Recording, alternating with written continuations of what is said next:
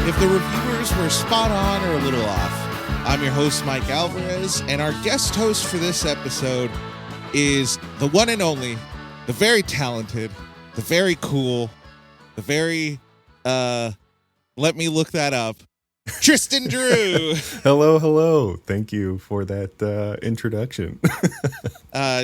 Tristan is the co-creator and co-host of the wonderful little podcast, Let Me Look That Up, where they do exactly that. I've been on it a couple times. It's a fun show. If you haven't checked that out, go ahead and check it out. We talk about some fun stuff on that one. So yeah, we do. Alrighty. So, but you didn't come here for that. You guys came here for, I don't know why you're here, but anyway, we watched The Truman Show. The Truman Show, rated PG. It was a comedy drama. It was directed by Peter, is that Weir or Wire? I believe it's Weir. Andrew Nicole, released June 5th, 1998, so about 25 years ago.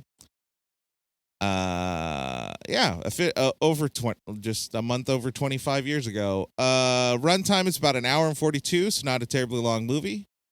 Budget was $60 million in 90s money. So I still think even for that time, that wasn't the craziest budget. It wasn't a lot. And I think that's pretty middle of the road. Yeah. I read that Jim Carrey took only $12 million instead of his $20 million. And I was like, this movie was only $60 million. And that's how much he was getting paid. And that was a cut of what he normally does. Yeah. Grossed in the US and Canada $125 million. So made back the budget and then some, and then grossed worldwide $264 million.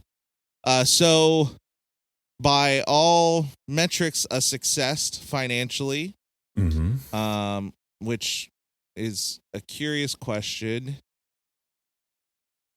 If it was a success, what did the director get to do after? Yeah, that's always what I like to see whenever there's like a successful project or something like that. You know, what did they get to do after that? Not a whole. I don't remember lot, what he did after, but he did Dead Poet Society before. He did do Dead Poet Society, and that was one where I was like watching the movie and thinking, this has some serious Dead Poet Society vibes just in the filmmaking. And then I looked it up. I was like, oh yeah, that's why, because it's directed by the same guy. The next one, oddly enough is a great way of putting it. Master and Commander. Yeah. The Russell Crowe movie about the boat. Did you know that it had a subtitle, The Master and Commander? Yes, but I never remember what it is. The Far Side of the World. Yeah. That is a terrible title. Anyway, so we watched The Truman Show, not Master and Commander. No. Tristan, would you like to read the plot? Sure. Do you have a link for me? Did you send it to me? It's in the chat, man. It's in the chat. I didn't see it. Oh, there it is. Oh, jeez. There's all this information. Okay. This is a well-oiled machine. Sorry, everybody. Okay. He doesn't know it, but everything in Truman. Oh, jeez. I apologize. He doesn't know it, but everything in Truman Burbank's, Jim Carrey's, life is part of a massive TV set.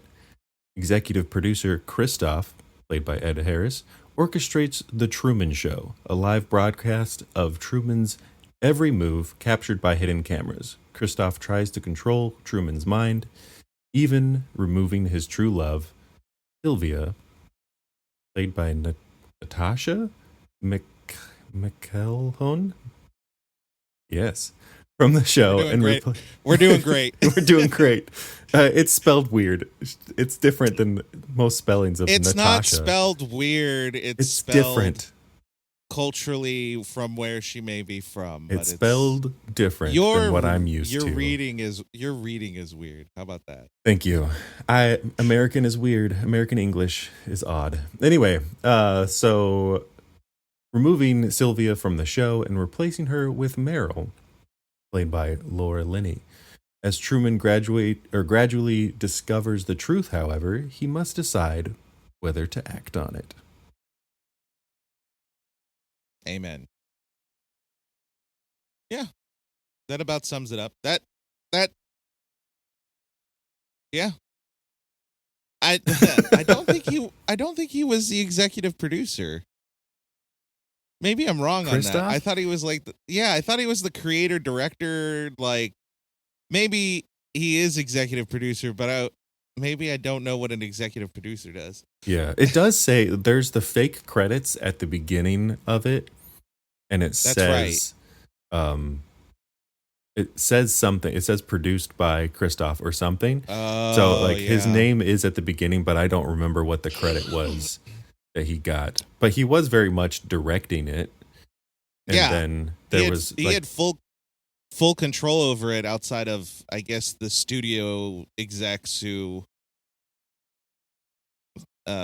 fearfully walked throughout the set. Yeah. And then there was the moon base. Paul Giamatti and the other guy who were like the assistant directors. He was like an AD. Yeah. Yeah. I was like, I think one of them was an AD. One of them maybe was the other AD, like a junior AD or something. I think they were both credited as ADs. So yeah, he might be executive producer, but I feel like he's also the director, Christoph. Yeah. But yeah. So, what did you think of the movie overall? So I really like this movie. It's not like amazing, but I really like it. It's one of the few movies that I can actually remember the first time I watched it. And kind of being confused as a kid because I wasn't catching all the nuance of it and everything. Right. But I mean, I think this movie, the themes of it still hold up today and are possibly even more relevant today than they were in 1998. Yeah. Yeah. I was just talking to someone about that several articles have come out where the journalist interviews children of influencers and how those children's upbringing were the content that the parents depended on. Yeah. And so it was one of those. This came out in 1998, and 15 years later, we start to have real life Truman shows. Maybe not 24 hours, but we have snippets of it. So yeah, I think I would definitely agree that it might actually be more relevant now for sure. But it's wild. It's wild how it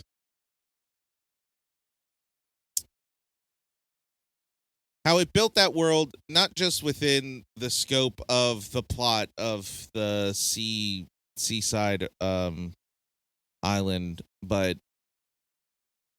just the world watching it.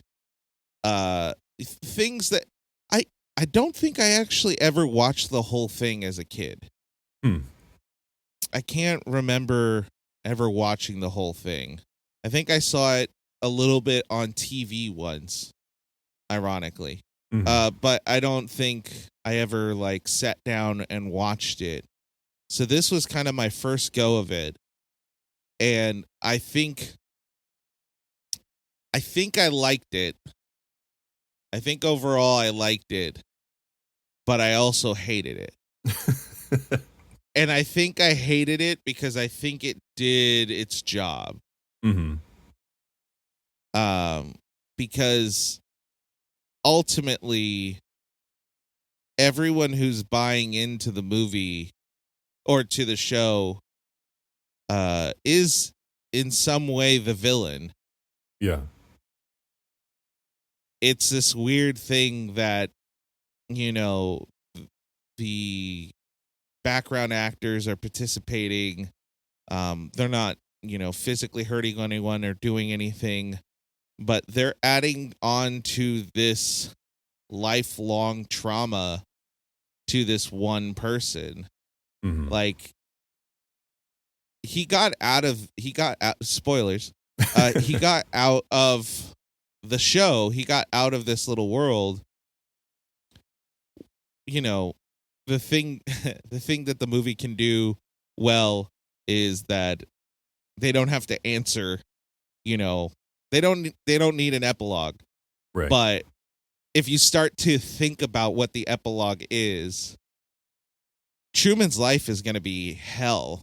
Yeah. It would have been hell. It would have been hell if he stayed. And it would have been hell. It's going to be hell on the outside because who said it? Paul Giamatti or Ed Harris said it to. I think they said it to each other. One of them said it to the other person. But when they were searching for him when he escaped the house, he was like, he's the most recognizable face in the world. Right. We'll find it. And it's like, no, that's true. Because the viewers, we got little glimpses of it, and you know, the two older women, friends, couple, whatever it was, their house was a shrine to Truman. Yeah, they like the robes that they were wearing was the same robe that Meryl wore, and like all of that stuff. Yeah, they were the people that like bought all the stuff from the Truman catalog.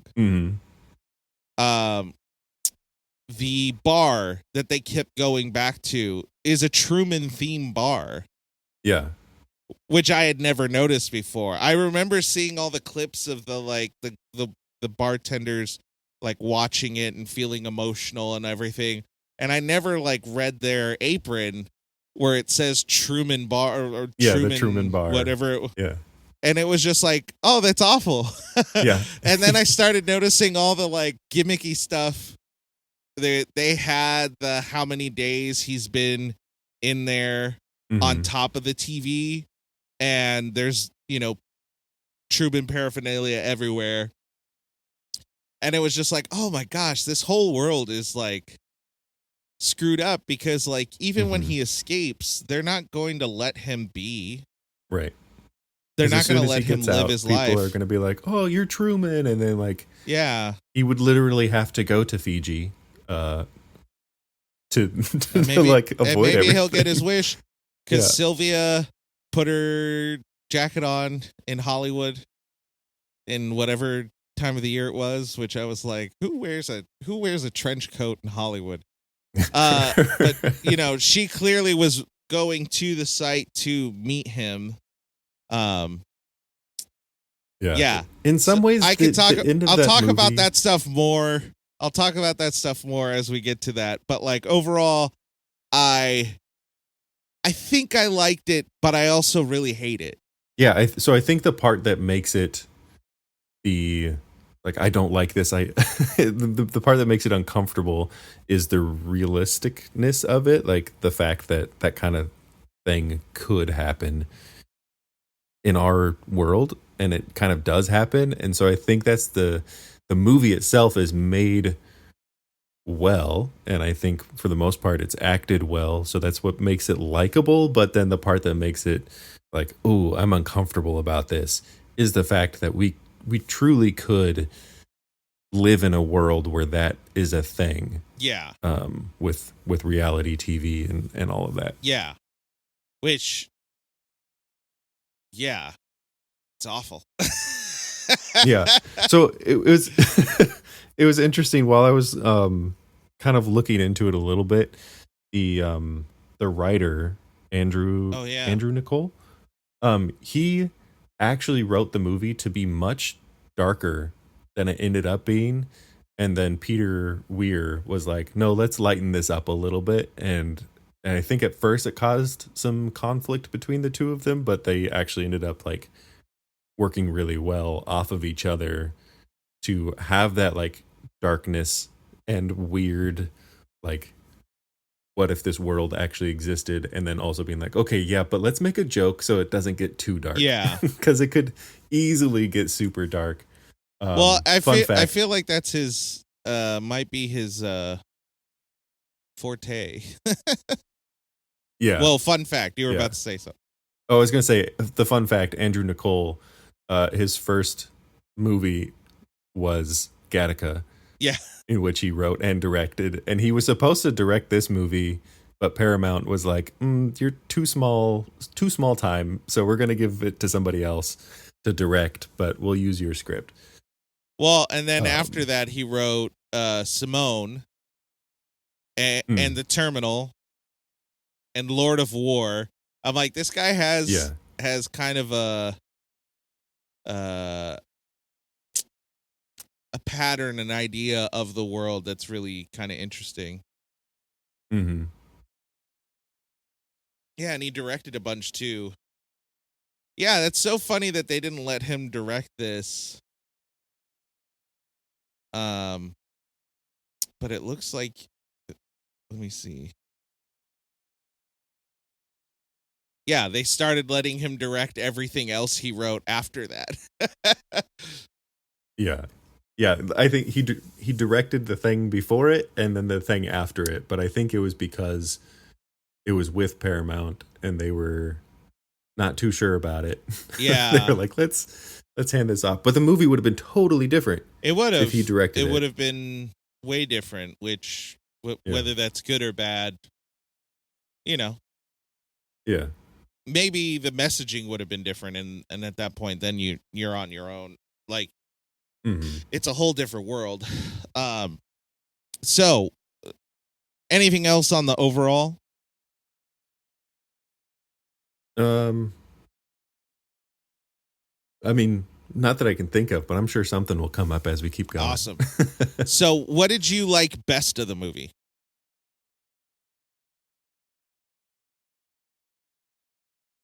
I think an element that was really great that, like you were saying before, that stuff that you didn't notice on previous, like not full watch throughs, but on previous scenes and stuff, is how detailed the little things are in the background. And like the subtle, like the newspaper every day when he walks by, the guy holding the newspaper is making reference specifically to the thing that happened before to try to dissuade Truman from leaving, or to be like, oh, here's the explanation of this thing that happened. And then like the subtle and then the not so subtle product placements. Right. Some of them were like really just kind of in the background, and there's this lingering moment of like, oh, they're doing an ad right now, or like the twins pushing him up against the poster. Right. So that thing is always in the background. Right. I think that was really well done in the let's focus on these small details that you won't necessarily notice the first time you watch it through. But then when you come back around, and it creates the world and makes it feel, I guess, fuller. Right. And even though we can tell that it's a studio, we can see how it would feel like a real world if that's the only world that you knew. Right. Yeah, absolutely. The attention to detail. I think one of the things I liked that connects a little bit is the consistency in the camera. Even the stuff that is supposed to be cinematic for the sake of the movie still kind of honors the concept in the TV show. Yeah. I was reading that they filmed it in a ratio so that it felt like TV, but then when they edited it, they released it in the theatrical ratio, but it still gives to that feeling of it being a TV show. Which back then it would have, TVs and movies were starkly different. They were not filmed in the same ratio or even similar. It was 4:3 borderline square for TV, and then movies were still 16:9. Yeah, well, they're even greater than 16:9. Like that ratio is right, even wider. Yeah, right. But even with the wider aspect of it, it's still within the same shape of a rectangle. Yeah. Yeah. The concept was still when TVs weren't rectangular. Every house now has a TV that's flat screen and a rectangle and can be HD to some form. When TVs back then, that none of that was even like a thought. Like a big screen TV was still basically a square. A giant square. Yeah. So it was that's really interesting that they went for that they tried for that. I like the little things because like the button cameras and stuff like that. I really like that concept because I was just picturing how they filmed it, because of course they didn't have a camera the size of a button, but they had a big old film camera with like a fisheye to try to like cheat it, and just that whole idea of how they filmed it just makes me laugh a little bit. But they really stayed consistent. I really did like that. There were some things that were like, for the sake of the plot and everything, I guess makes sense. Like Sylvia. Okay. More things I like. I think Paul Giamatti, I love. Yeah. He's just so put off the whole time. Yeah. Well, something I noticed, like, again, another small detail. He's looking at the classified section of the newspaper I noticed when that he's supposed to be doing his job. So he's definitely like, I don't want to do this anymore. He saw the writing on the wall. I think one aspect I liked was within the messaging. I think writing, directing, one of the things they were showing was not only is the world that Christoph created fake, that that is fake. This is the fake world. But when you see the conversations and the interactions between the people in the moon station, their relationships seem just as fake. You have the studio exec, you have Christoph, you have his little producers who like kind of don't really care what he thinks or what he says. Like, they do kind of like care more about this, like the idea of Truman, whether they fully care about his well-being or not, but they do, they're as invested as everyone else. So, but everything they're doing is just, it's BS. Like, what was the incident when the dad shows up? No, the second introduction of the dad. when they all were like patting each other on the back, then they were like, "That was great. That was so good." Oh yeah, Was yeah. it that?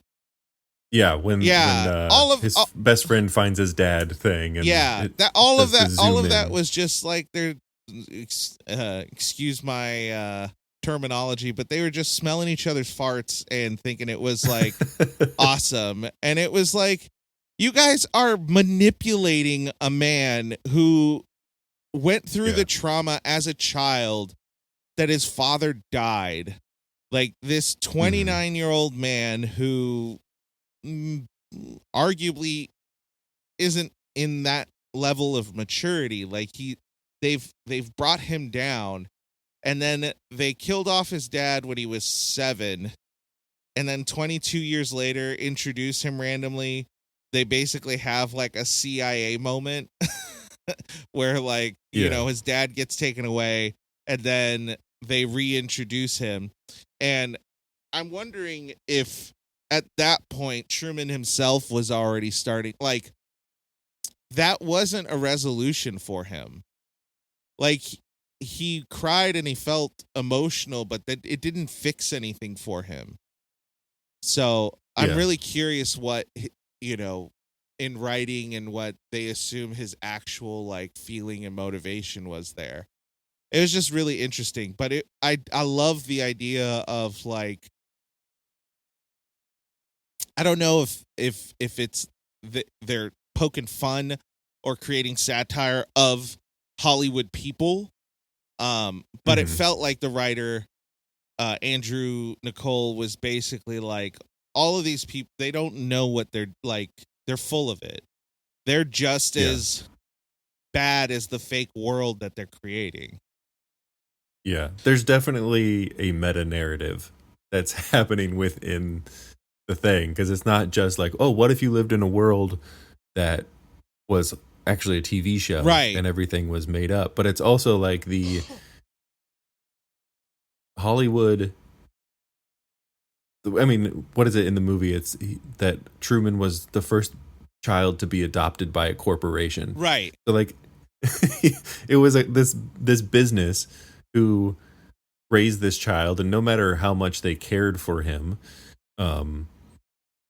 like, it was still their way of making money. Right. It was still their way to make a TV show. Right. And even though it shows the moments of Christoph like petting the TV screen to like comfort Truman, it's still like, you are a gross manipulative corporation that every element is purposeful to, let's kill off his dad so that he never wants doesn't to go want to leave the island, that he's scared of the water. Let's do these things that, like, let's bring his dad back to try to hide the fact that he's catching on to what's happening. Well, so it's just all of these. That was interesting because that wasn't the plan. The actor snuck on, whatever the timing was, but snuck on to set. And and then they were like, well, we have to fix this somehow, so let's bring him in. Because like, I kind of hated that, like, not hated it. I think it works for the story, but it made me dislike that guy so much when they were searching for him, and he was just like business as usual kind of thing, like calling out to Truman rather than, you know, like caring for him.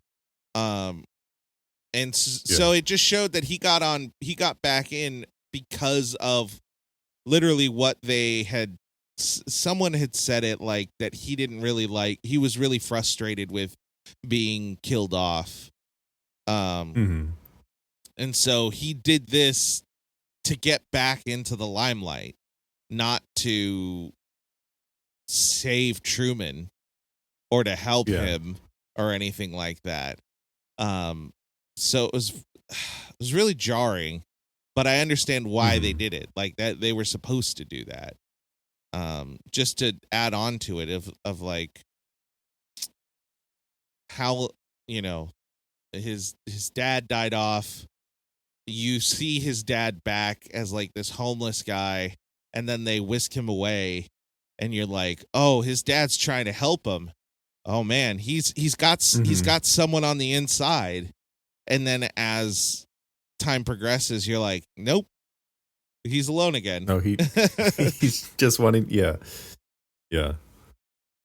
We're diving a little bit into the next question. I know. Are we ready to jump into that, or is there anything else that we... Harry Shearer was a great surprise. I completely didn't know he was in it.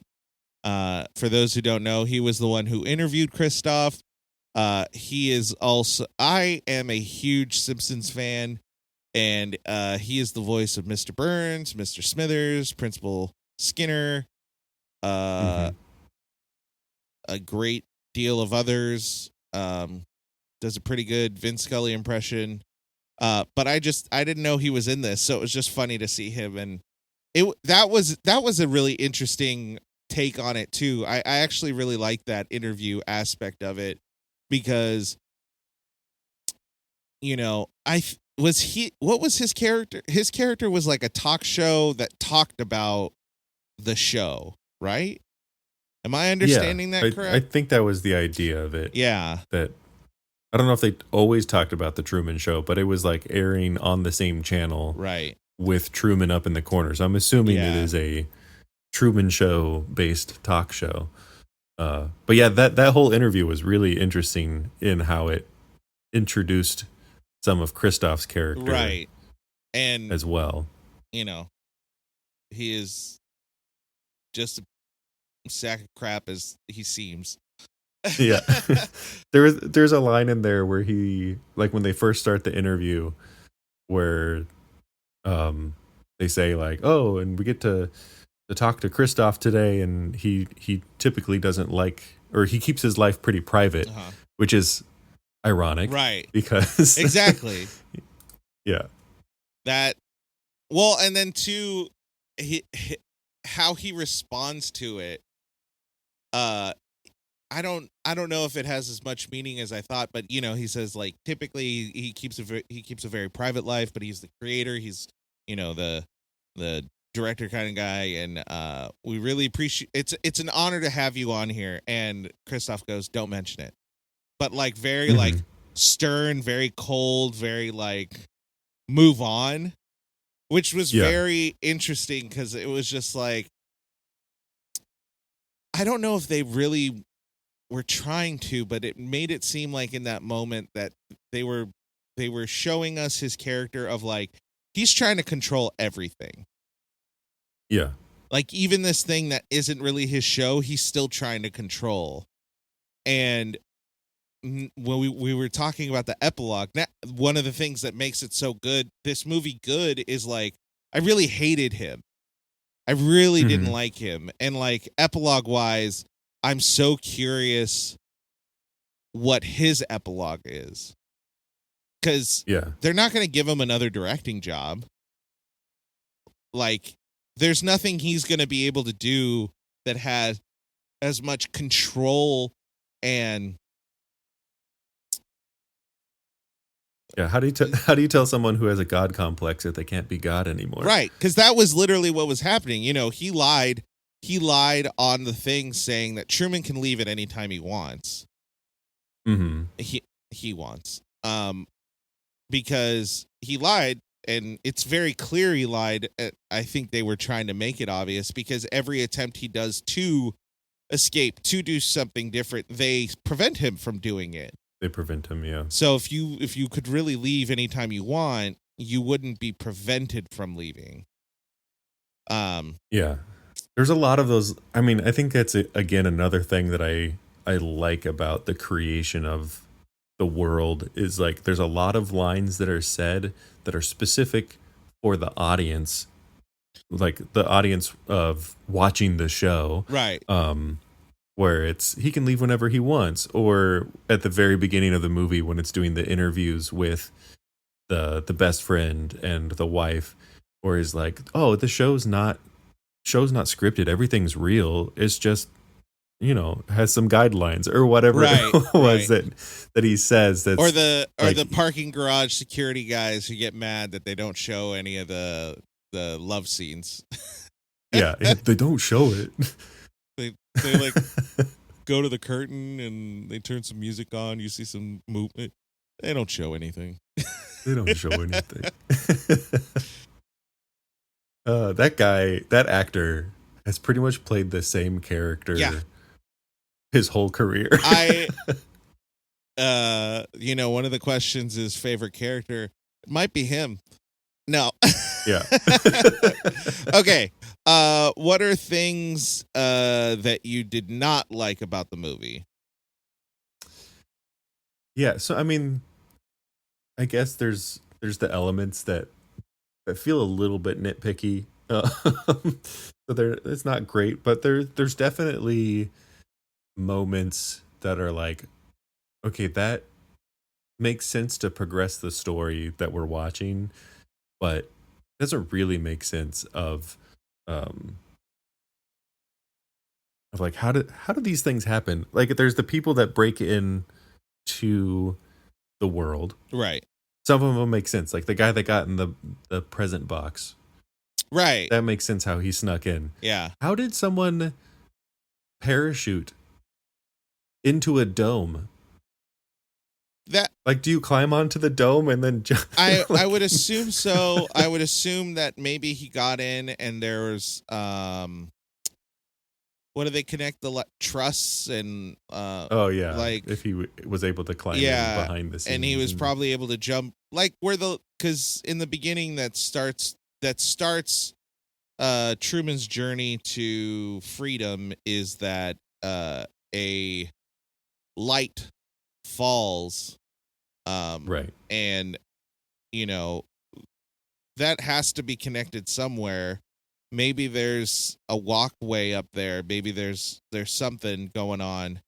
I'm not entirely sure, but also, yeah, it like again, it's a little bit nitpicky, but it's like when you start to think about it, you're like, hold on, what are the logistics of that happening? Right. And then you pointed out an interesting thing that I hadn't considered, because you're right about the dad coming in and being like, it feeling like he's coming in to be like, I've come to tell you that this is all not real, but then he just turns into like, nope, I actually came because I wanted to be back on the show, right? Because like this was my thing and they took it away from me, blah blah blah. So that was an issue that I had until you brought up that perspective, and then I was like, oh wait, that's a good point. The dad was selfish. The dad, he wasn't coming in to be like, I'm here to help Truman. It was, I'm here to help myself. In this way. Yeah, Krista like walked in at some point and like maybe I already said, I can't remember if I already said it, but like everyone's the villain. Like everyone is the bad guy. Even though this movie doesn't have good guys or bad guys, it's everyone is selfishly trying to put themselves into this person's life, and Sylvia's like the only one who which is really interesting because I'm might be a good person. Okay, one of the things I didn't like that they did nothing, not a single thing makeup wise for with the flashback to high school. Oh, making them look younger. They did not a single thing.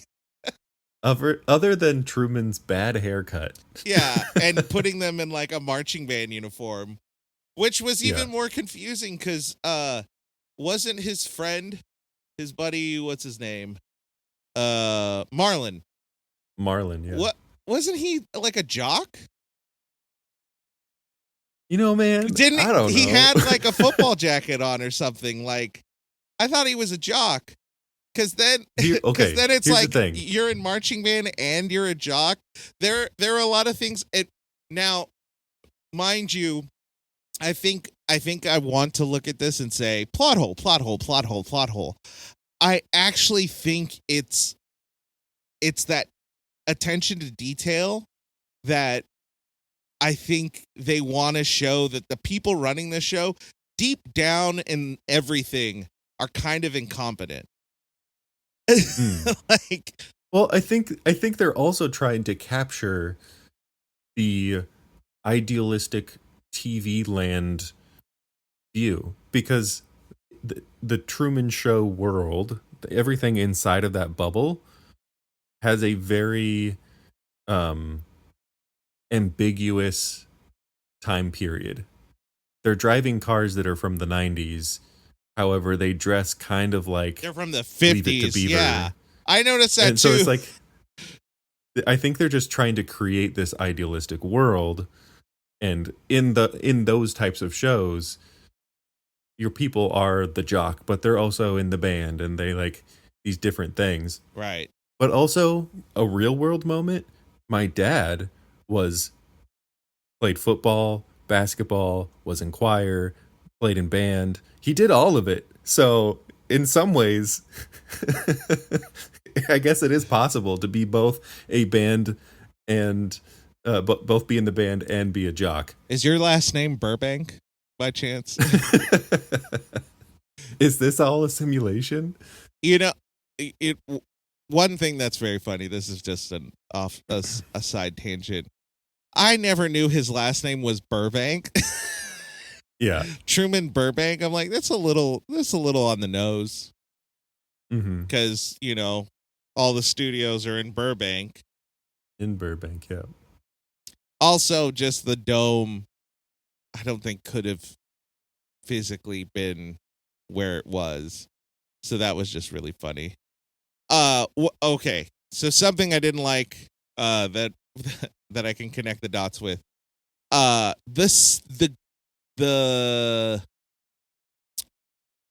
CGI is awful.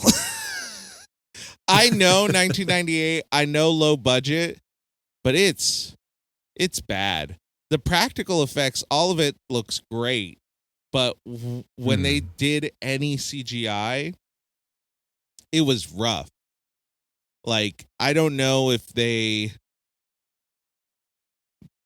built it. You mean like when they like zoomed in to the moon and it like was him standing in the moon? A little bit. Or when they showed the dome was awful.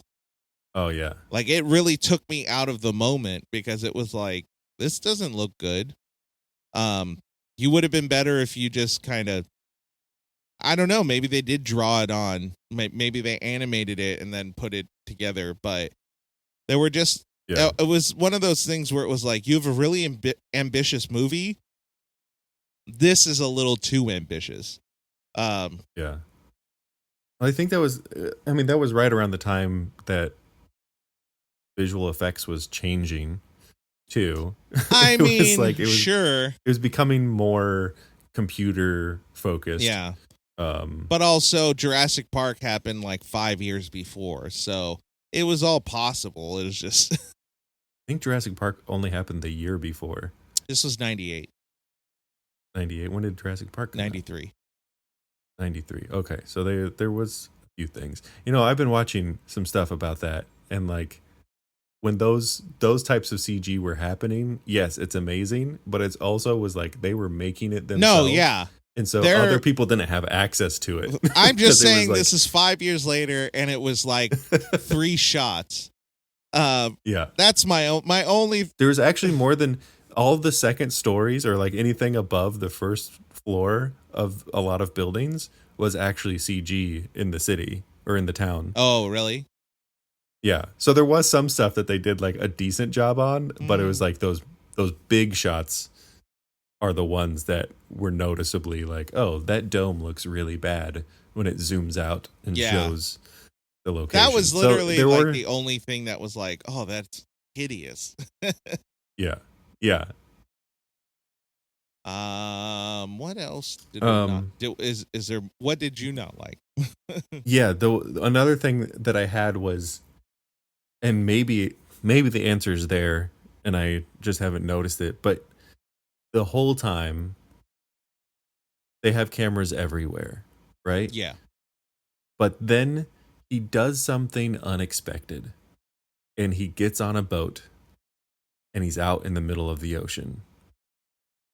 How did they have cameras prepared for that scenario? Unless, and again, I'd have to look back to see if it is. It might be the same boat that he was on with his dad. It's not. And if that's the case, the boat he was on with his maybe dad was a small sailboat. It was like a small boat. Right. Yeah. So how does this boat that they know that he's not going to get on have perfectly oriented cameras?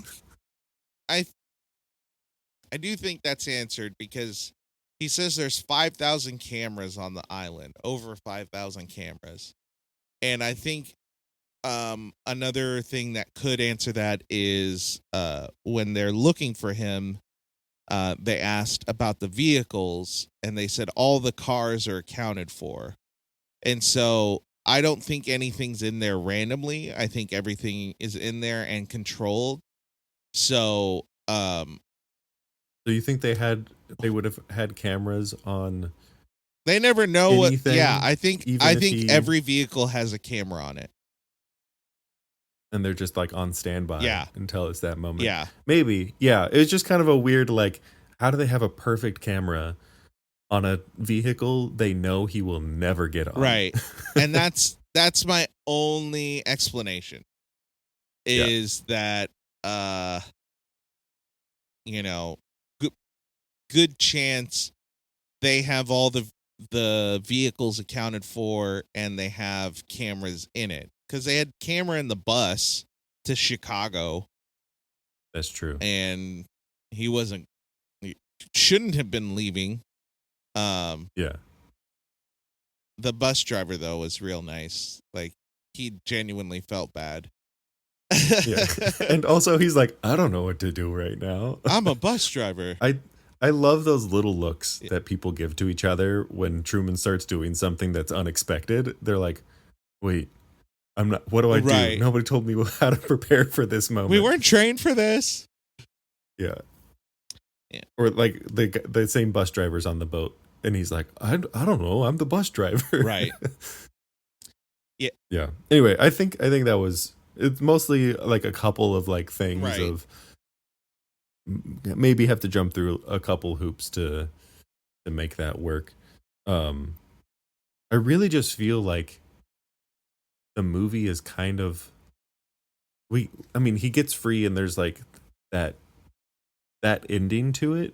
Yeah. But in some ways I feel like it's a very unfinished story. Yes. That might be the thing I like least. Is it is very unfinished and it's like, but I think that's what it's supposed to be. It's supposed to be unsatisfying. It's supposed to be because what the whole point of the movie or the whole concept of the plot is that you're following this guy through his life, through his ups and downs. Ultimately, I assume to see his conclusion, whatever it might be. And the movie ends with you not getting to participate in that. Which is like conceptually going against the plot. Yeah. And that's how for once we don't know what happens. Right. Which is great. That's great. I hate it. Yeah. I love the security guard at the end when the feed cuts and they're just like, okay, what else is on? Like they're so invested in this show, but really like, okay, it's over. Yeah. Whatever. Like let's move on with. They just moved on. No biggie. Let's see what else is on. Yeah. They just didn't want to do their jobs. Yeah, they truly just wanted to eat pizza. Yeah. Yeah. One of the things I liked least about the film, Meryl, they did a great job. I hate her. She like she was playing a character, like she was playing overly cheery character and did a great job. but it was so annoying. And Yeah. you can see how it was just like, stop doing this to Truman. Like, there's levels of people who are hurting Truman, and it was like Kristoff, then her, and then the moon people. Like, Mm-hmm. you know, they got married. They they made love. She's probably like, the fakest person yeah. out of all of them. Also, like, it was just like I don't know if she had an earpiece and someone was telling her what to do, but like doing a commercial when Truman is just absolutely emotionally destroyed felt like really bad timing and bad improv. Like, oh yeah, that was her not knowing what to do. I don't think she had an earpiece in, because she like yells to the camera that's like, help me, right. like somebody do something. But like her just panicking and being like, normally everything's hunky-dory. I've tried everything that I normally do. The only thing I know to do now is product placement for this hot chocolate. Right. Yeah. Did not like her. Mm-mm. Yeah. Who was your favorite character?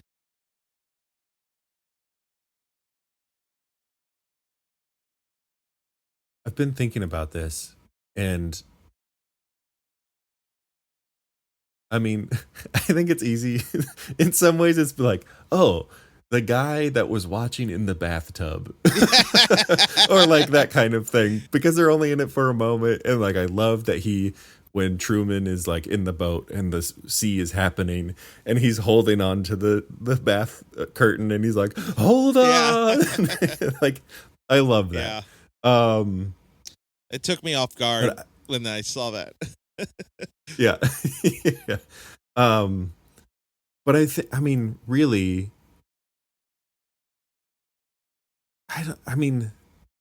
favorite character. I think Marlon does, like, that character, mm-hmm. and the way that it was portrayed mm-hmm. was probably one of the best of like the supporting cast. Yeah. Like he really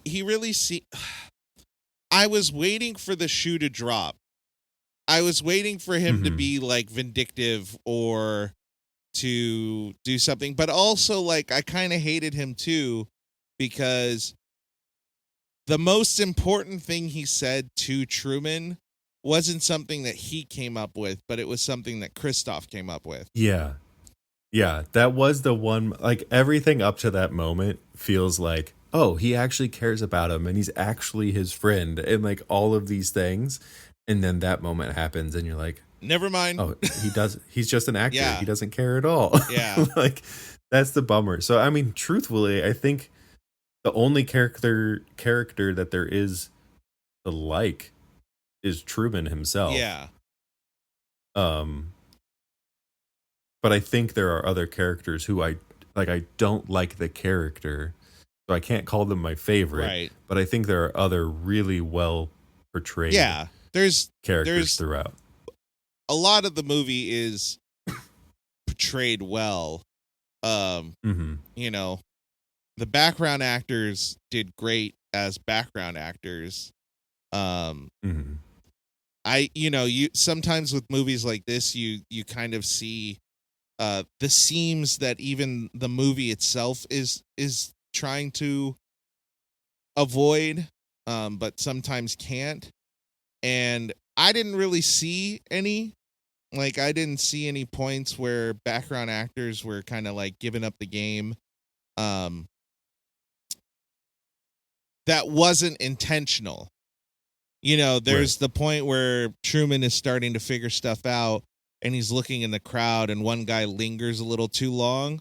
That was on purpose. Like, they were trying to show that happening. The police officers, one of the police officers just trying to get a glimpse at Truman. But I didn't see anything in the crowd shots where it was like, you guys are giving up the bacon, you know. Also, it was edited well. It felt like nothing out of the ordinary. But as far as characters, I think Truman is the most likable character. He didn't do any, like, there's never a point. Sometimes with characters, for them to like learn a lesson, sometimes for dramatic effects, they go a little overboard or whatever it might be. I thought Truman was really tame in when he was kind of like breaking. I probably would have gone crazier. But he kind of holds himself together. Like, he seems genuinely nice. He just seems put off by the charade. Yeah. And even that moment between him and Meryl, where like it gets close to the line of like, oh, is this dealing with a domestic violence situation? Right. But like even that was just more of him like, you're lying to me and I know it, and you're like being so fake right now. Well, I think like that one was really hard because like she panicked and she got the weapon out. But she was still staying in character. And so he's having this distraught moment, very unsure of himself, everything, all that stuff going on. And the person that he should be able to depend on is still like, you're crazy, you know?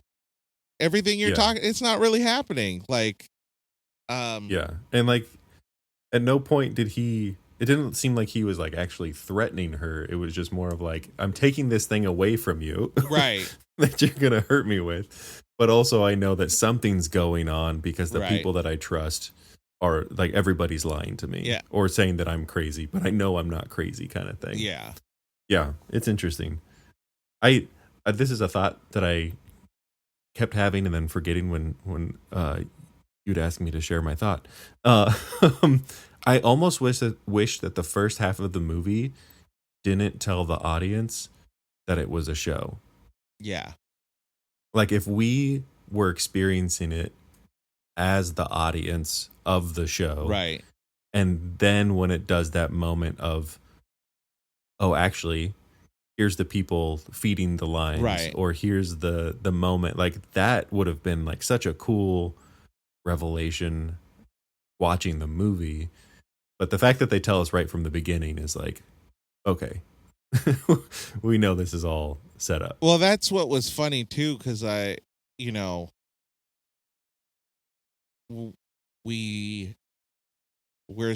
to assume it's 24 hours, that it's never stopped, never anything. But then for the movie, they show the like quote unquote opening credits. Right. Which felt I even kind of noticed it too. Like it was jarring when the movie started because I thought it skipped. Like I thought, oh, because it just like jumps. It's very abrupt and very like. So I thought I missed something, and then I rewound it, and nothing was there, and I was just like, "Oh, what?" Yeah. My other favorite character is the guy who is trying to park his car. Because he's the only character that seems to be completely disassociated with the complete mess of everything. In the background. Yeah, he's like, just leave the key. Just leave your keys in the car. Just leave your keys in the car. Yeah, just leave them in the car. Yeah. Did you by chance have a favorite quote, if you can recall? Yeah, so I wrote this one down because I thought it was really interesting during the interview with Christoph. The interviewer asks him, like, okay, how is it that we've never come this close to Truman questioning the world that he's in. Uh-huh. And Christoph says, "We accept the reality of the world in which, with which we." I can't read my own writing. Oh yeah, okay. We accept the reality of the world with which we have been presented, and that was like a really interesting, like, yeah, that's true. Like Yeah. if we're presented with a way of thinking, a way of this is the world, and in a lot of ways, if you grow up in like a community that's very like small or Right. separated from something else, like going from like a small town to the city is like, whoa, this is like totally different, and my worldview has completely changed. Right.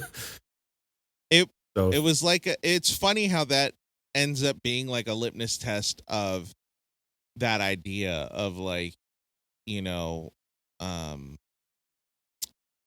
of like if you grow up in a small town that the expectation of, say, your parents to believe the same things you believe, and et cetera, et cetera, et cetera, et cetera. And it seems like Truman in this story is an example of like, no matter if you completely control the context of this person, they're still their own person. They're still going to see what they want to see. You know, he falls in love with Sylvia from afar without the discretion of the, you know, of Christoph and the people making this movie. And they can't fight it. And he holds on to that for 10, 11, 12 years and doesn't let go. It's so funny that maybe all of this started because of an improv goof from Sylvia's like dad character, who's like, we're moving to Fiji. Yeah. And then from that point on, he's just like, I gotta get to Fiji. Yeah. If he didn't say that, if he just said we're moving, then it would have been fine. But the fact that he said we're moving to this specific location, then Truman from that point on was like, that's where I'm going and I have to go there. Right. Like it builds an obsession in him. Which is great. Yeah. I think. How about you? Mine is when he's having his kind of like mental break and he goes crazy and he says the early bird gathers no moss and the rolling stone catches the worm. Just like he's saying that to be a jerk. Like he wants her to feel uncomfortable. Yeah. Just in the same way that he feels uncomfortable. Like to him, everything's backwards. So he's expressing that in a way through his words. Right, exactly. Yeah. I love it. It was great. It was great. It was super good. Yeah. Any other quotes that you're like, oh, I love this? No, that was the only one that I wrote down. Yeah. But there's just like a lot of really small like exchanges between people that are like, oh, that's interesting. The quote aspect actually builds something in my mind because he had a bunch of catchphrases and you know, story wise, like within the context of this universe that they created, I want to know how he got those. Yeah. In case I don't see it. Yeah. Like, is that something he came up with? Yeah. Who said it? Yeah. Also like that he, every time he got the newspaper, he would say something different. So that was just interesting. But yeah, that was the main quote. I almost don't want to say those quotes because I'm like, they're just like cheesy and everyone picks them for the like favorite quote of, you know, good afternoon, good evening, and good night kind of thing. I want to be different. Well, now it's time for the review rewind. We take a look at a positive review and a negative review, and we see where we fall. Tristan, you are going to go ahead and read one from our personal friend, Roger Ebert. All right. And I will read the negative review, which I will say, full transparency, like on Rotten Tomatoes, it has a 95% from critic review, and it has a 90% on Metascore from Metacritic, based on 30. The Rotten Tomatoes is based on 159, but I don't know how many. I don't think, some of these are like recent, so I don't really like to make the judgment. The Metacritic, I think most of those are from 1998, which was actually really weird because 30 critic reviews, even for that time, is kind of short. Like, it's a short list. All of them, this is a first for our show. All of them are positive. They may not give. So how Metacritic defines positive is anything above, I think 60% is positive. 60 to 50, something like that, or 45 is mixed or middle, and then negative is 50 and below.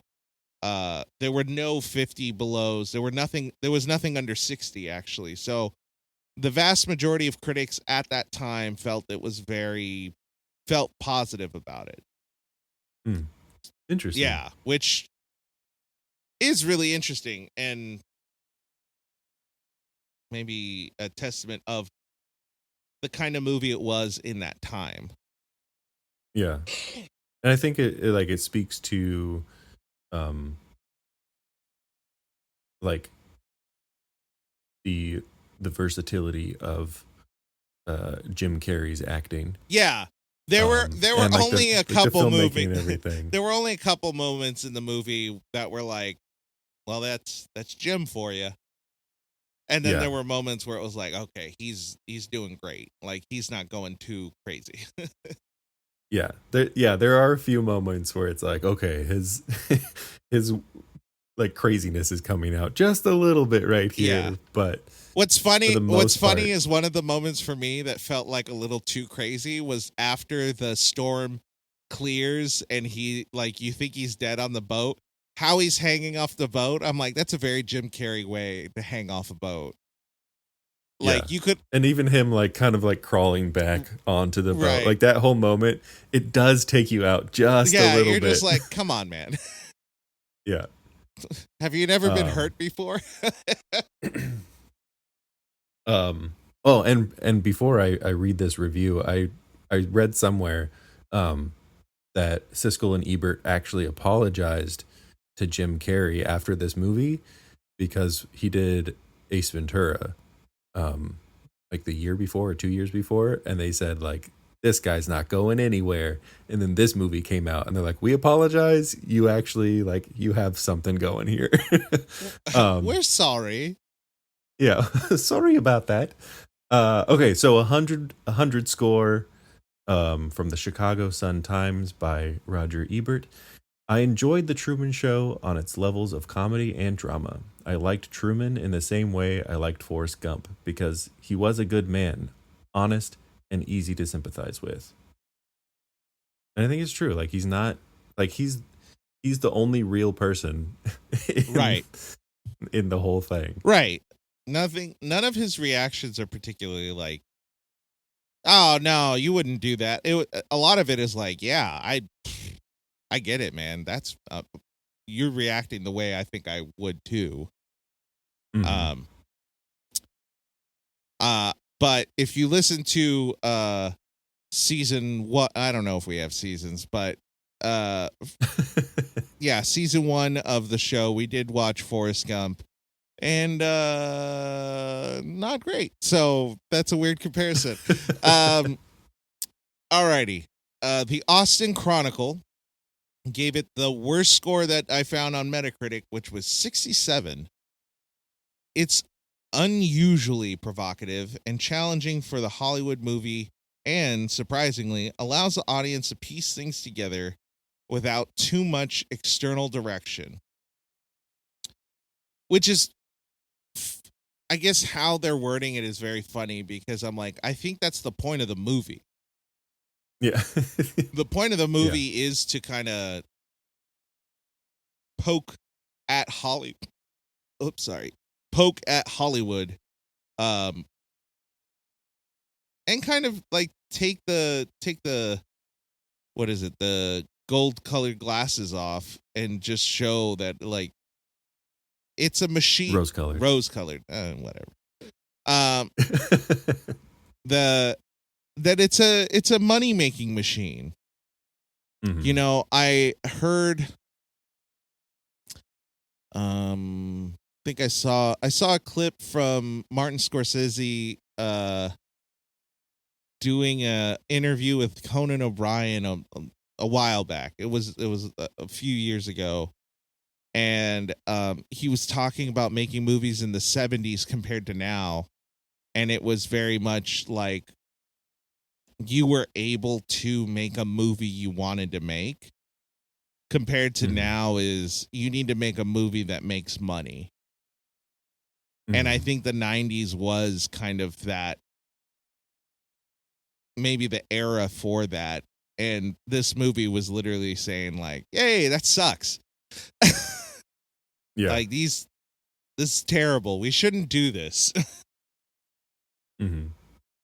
So what grade, you could do A to F, or you can do the number system. What grade would you kind of give this? Yeah, I honestly, I think I would give it an A, just like a solid A. And it's because, like, there's so many elements of this movie, but I think one, like, it tells an interesting story. It has several layers of message to it, right? that are still relevant. Like, no matter when you watch this movie, I think the themes of it are going to be relevant, right? And become more relevant, as we've seen. Like, the idea of there being cameras everywhere is our reality today, right, to some way, compared to what, however long ago this was, 20 years, 30 years ago, right? That, like, back then there weren't as many cameras everywhere, and now it's like everybody has a camera on their phone and, like, doing all of that. Right. I think it's a great study into media ethics. It's a good look at like the meta of it being like, this is probably what actors feel like in some ways. Yeah. Like, they can never not be themselves. They're always, it's like there's a lot of layers of the theme of the narrative that's happening, right, there. And I think it's successful with all of it. I think there's only a few moments that really take you out of the film. Right. But I think it's even a good, like, Jim Carrey is a believable, relatable character in it. He's great. A lot of, and you like him. I feel like there's a lot of times that Jim Carrey does not play a character that you actually like. You enjoy watching him. Right, but is he actually a person you like? Yeah. So I think with all of that, like, it's a solid movie. It's definitely a movie that I would recommend that people watch. Yeah, definitely. So yeah, I think for that, I give it an A. Yeah, here's where I stand. I think I want to give it a lower grade, but if I think about it, if I think about why I think that, it actually is more reason to give it a good grade. So I think it should get an A. It's a well done movie. It's edited well. It's written well. The characters are believable.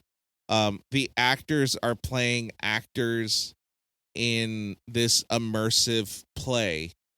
And right, the movie made me hate these people, but they were trying to make me hate these people. And that's why I think it deserves an A.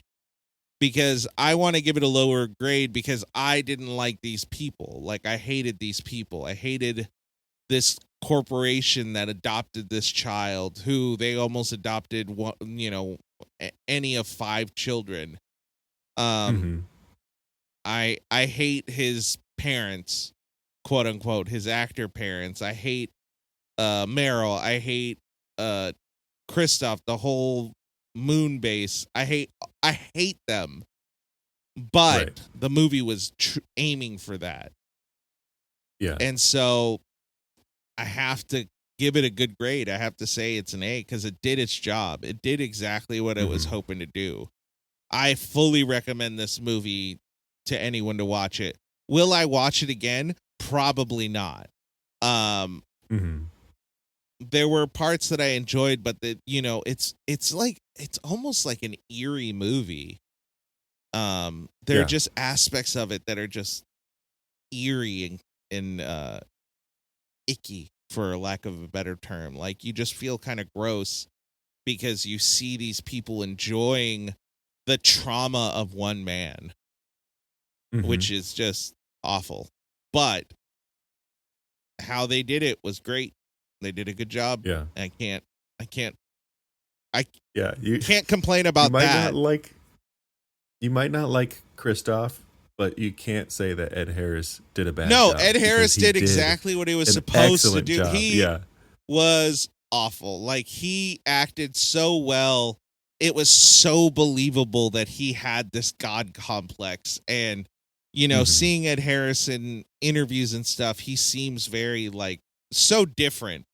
And so it's just like he did a great job. The only negative I have for his acting is he couldn't figure out when to wear his glasses. Like, it it's that thing for, like, dramatic effect, but it's like, your glasses are functional, buddy.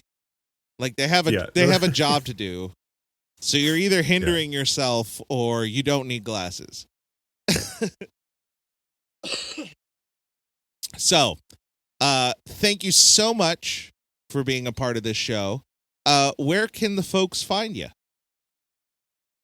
Well, they can find us at Let Me Look That Up is the podcast that I do. Oh, let me look that up real quick.